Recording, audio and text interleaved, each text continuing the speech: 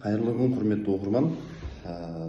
Кезекті сұрақтардың бірі, вакцина жайлы не ойлайсыз, ойыңыз қандай, балдарға салдырған дұрыс па, бұрыс па деген секілді сұрақ келген. Осы тарапта осы нәрсеге мен арнайы видео түсіруді шештім. Яғни бүгінгі тақырыбымыз вакцинаға арналады. Екпе, яғни балдардағы вакцина бұл менің егер жеке ойымды айтатын болсам, өте дұрыс позициядамын. Яғни инфекциялық дерттерге қарсы қолданылатын шаралардың ең бірегейі деп айтсам да болады. Себебі әлемде біле білсеңіздер, көптеген инфекциялар вакцина қадағалау арқылы, яғни вакцина управляемый инфекциялар болып дүние жүзінен жойылған. Қазіргі уақытта ол дерттер адам баласын мазаламайды. Енді определенный вакцина календарына байланысты сіздің балаңыз туылғаннан бастап мерзімімен вакциналарды алғаны дұрыс.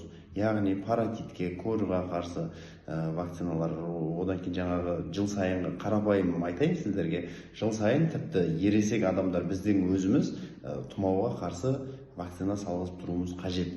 Өйткені бір жыл көлемінде салғызған антитела сізді сол мерзімдік тұмаудан сақтайтын болады. Біле білсеңіз, қызық мәлімет болсын, дүние жүзінде өлім көрсеткіші бойынша тұмаудан қайтыс болатын адамдар саны өте бірінші қатарларда. Яғни біз елемейміз ғой, тұмау, қойыш, температура деген сияқты жоқ. Интоксикациядан, кішкентай балалар нейротоксикоздан көптеген асқынулар болып, дүниеден өтіп жатқан жағдайлар да бар. Біз оны көріп те жүрміз, біліп те жүрміз. Жалпы қысқаша айтқанда, вакцинадан қорқудың қажеті жоқ. Себебі қазір дамыған заман, вакцинаның транспортировкасы, сақтау жолдары барлығы қолға алынған, жолға дұрыс қойылған.